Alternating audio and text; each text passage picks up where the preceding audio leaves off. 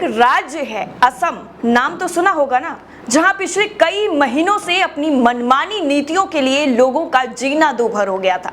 लेकिन आज कुछ ऐसा हुआ है जिसके बाद असम के लोगों में खुशी की लहर है और असम के सीएम जो आतंकवादी गतिविधि के नाम पर मदरसों को ढहाने पर ढहाना लगाए हुए थे और एक के बाद एक कई मदरसों को उन्होंने ढहा दिया, उनके लिए बहुत बुरी खबर है। क्योंकि अब जब ये मदरसे गिराए गए थे तो वो सरकारी पैसे पर गिराए गए थे, लेकिन अब इन मदरसों को दोबारा से बनाया जाएगा और वो भी सरकारी पैसों पर, ये ऐलान किया गया है। और अब हेमंत बिस्वा शर्मा के लिए, ये जो अपनी हिंदुत्ववादी सोच के लिए जाने जाते हैं और खुले आम कहते हैं कि अगर दूसरे किसी शहर से या दूसरे किसी राज्य से कोई जो है मौलाना आता है तो सीधा हमें सूचित करें, हम उसकी पहले जांच कराएंगे और उसके बाद ही राज्य में एंट्री देंगे। तो उनके लिए भी अब ये चीज सोचने की जरूरत है कि वो जिस हिंदुत्ववादी सोच का सहारा लेकर अपने मनमाने तरीके से सिर्फ एक धर्म विशेष को टारगेट कर रहे थे,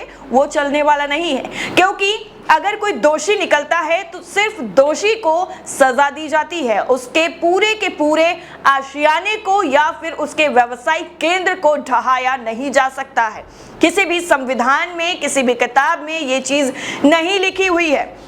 अब असम में हाल ही में मदरसों के संदिग्ध गतिविधियों में लिप्त होने के संदेह और वहां से हुई कुछ गिरफ्तारियों के बाद धार्मिक नेताओं और सरकार के बीच इतवार को बैठक हुई है जिसमें कई अहम निर्णय लिए गए हैं। यानी कोई पुख्ता जानकारी भी नहीं थी, सिर्फ और सिर्फ शक के आधार पर इन्होंने उन मदरसों को ढहा दिया जहां पर सैकड़ों हजारों बच्चे पढ़ते थे, जो दीनी तालीम के साथ साथ बाकी चीजों की तालीम भी हासिल करते थे। उनके भविष्य के साथ खिलवाड़ करते हुए इन्होंने मदरसों को ढहा दिया। असदुद्दीन ओवैसी ने इस पूरे मुद्दे को लेकर काफी आलोचना की और उन्होंने मुद्दा उठाया, कहा कि अगर कोई आतंकवादी है तो जहां से वो पकड़ा गया है क्या आप उस पूरी की पूरी बिल्डिंग को ही तबाह कर देंगे।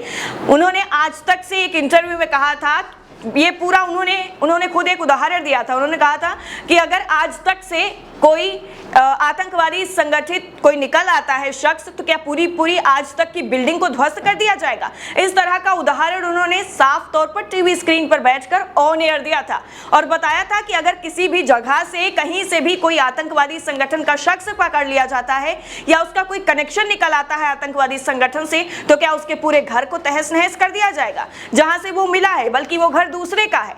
लेकिन मदरसों के साथ यही प्रक्रिया हेमंत बिस्वा शर्मा ने अपनाई और उन्होंने उन मदरसों को ढहा दिया जहां के कुछ लोगों का कनेक्शन तथा कथित बताया गया कि आतंकवादी संगठनों से है। आतंकवादी संगठन का जो है संबंध किसी से भी हो, चाहे वो किसी भी धर्म से जुड़ा हो, कहीं से भी हो, उसको सख्त से सख्त सजा मिलनी चाहिए, ये हम बार बार कहते हैं। लेकिन आतंकवादी संगठन के नाम पर उन मदरसों को टारगेट करना या किसी और चीज को टारगेट करना, ये सरासर गलत है और इसका खामियाजा अब जो है असम सरकार को भुगतना पड़ेगा और अब सरकारी पैसे से ही उन मदरसों को बनवा कर देना पड़ेगा।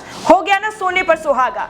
जिस चीज के लिए अभी तक खूब चिल्ला कर बताया जा रहा था कि कैसे उन्होंने मदरसों को ढहा दिया है और यहाँ पर अब उनकी मर्जी चलेगी। इतने मदरसे पहले ही बंद किए जा चुके हैं और 3 मदरसों को लगातार ढहा देना अपने आप में भी कई लोगों ने सवाल उठाए और गंभीर विषय बन गया था।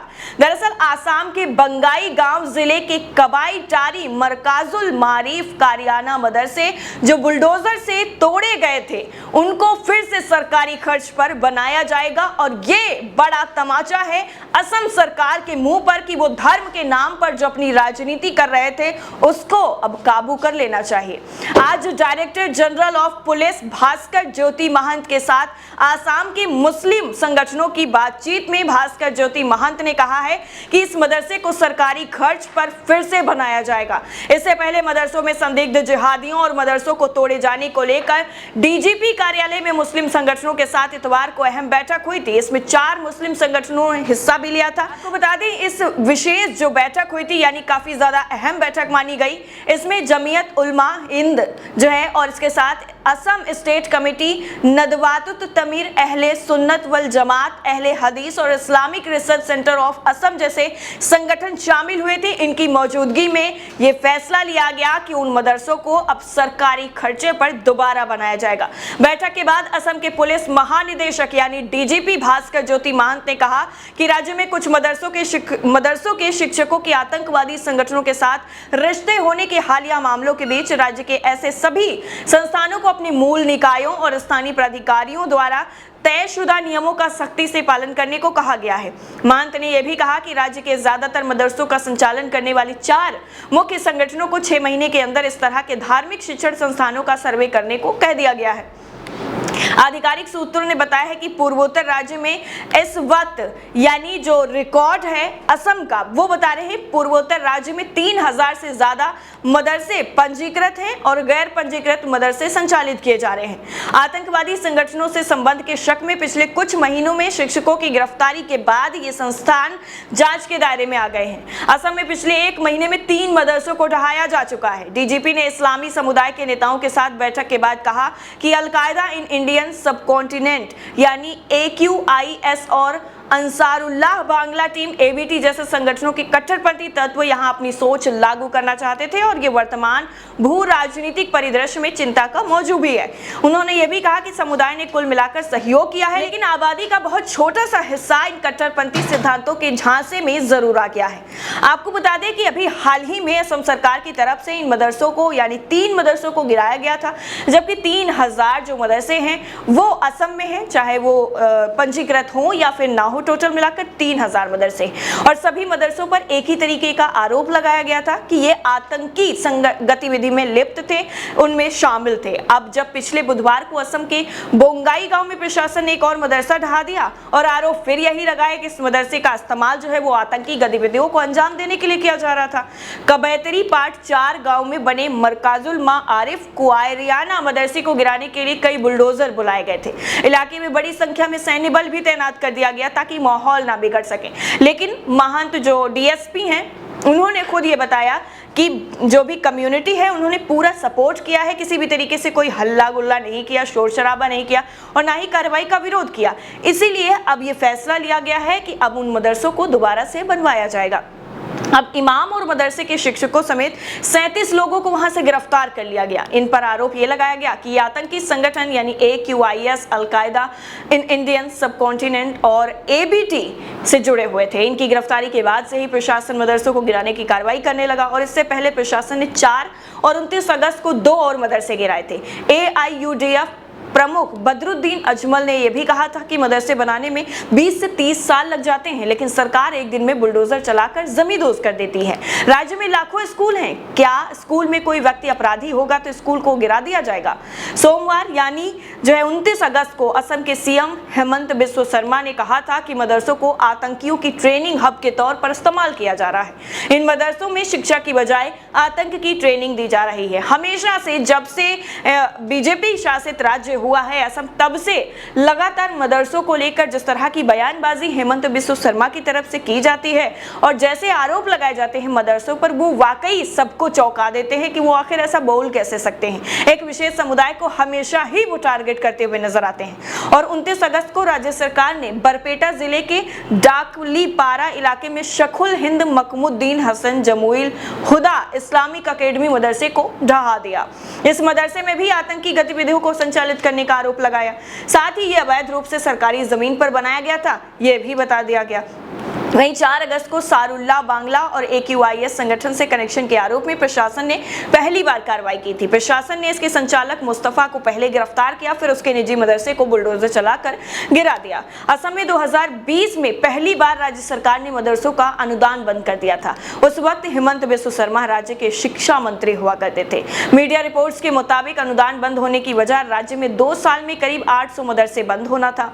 हालांकि 1000 से ज्यादा निजी मदरसे जो थे वो अब भी चल रहे हैं। इनका संचालन ऑल असम तंजीम मदारिस कौमिया करती है। अब जिस तरीके से ये पूरा जो दौर 2020 से शुरू हुआ था जब शिक्षा मंत्री थे, लेकिन अब वो राज्य के मुख्यमंत्री बन चुके हैं, तो जब शिक्षा मंत्री रहते हुए उन्होंने मदरसे का अनुदान बंद कर दिया तो मुख्यमंत्री रहते हुए उन्होंने सीधा सीधा मदरसों को गिरा दिया। मदरसों को गिराने के बाद अब सवाल ये खड़ा होता है कि जब ये डिसाइड हो गया है कि अब राज्य सरकार के खर्चे पर ही उन मदरसों को बनाया जाएगा जो गिराए गए थे, तो क्या हेमंत बिस्व शर्मा अपनी इस मनमानी तरीके की कार्रवाई के लिए लोगों से माफी मांगेंगे? उन सभी बच्चों से माफी मांगेंगे जिनका इतने दिनों का जो पढ़ाई का सेशन था वो मिस हो गया है, जो पढ़ाई वो कर रहे थे वो अधर में लटक गई है, उसके लिए क्या माफी मांगेंगे? या हेमंत बिस्व शर्मा खुद को इसके लिए जिम्मेदार मांगेंगे जितने बच्चों का भविष्य इनकी वजह से खराब होगा? नहीं मांगेंगे। 100% गारंटी के साथ लिख के ले लीजिए। और लोग भी यही दावा कर रहे हैं कि कुछ भी हो जाए, हेमंत बिस्व शर्मा के मुंह से माफी शब्द बिल्कुल नहीं निकल सकता है, भले वो कुछ भी क्यों ना कर लें। अब ये पूरी एक जो जीत बताई जा रही है असम के लोगों की कि मदरसों को दोबारा से बनाया जाएगा और उनमें पढ़ने वाले जो बच्चे थे वो सैकड़ों की संख्या में है, कम बच्चे नहीं है वहां पर पढ़ने वाले। उन बच्चों में भी काफी ज्यादा खुशी की लहर है और वो फिर से अब अपनी पढ़ाई शुरू करने के लिए पूरी तरीके से तैयार है। अब उम्मीद यही है कि जल्द से जल्द जितनी फुर्ती दिखाई गई थी मदरसों को गिराने के लिए, उतनी ही फुर्ती मदरसों को दोबारा से बनवाने के लिए भी दिखाई जाएगी, ताकि उन बच्चों का भविष्य अधर में ना लटके। इस पूरी रिपोर्ट को लेकर और असम में हुई इस जीत को लेकर आपकी राय क्या है, कमेंट सेक्शन में जरूर बताइएगा। जय हिंद।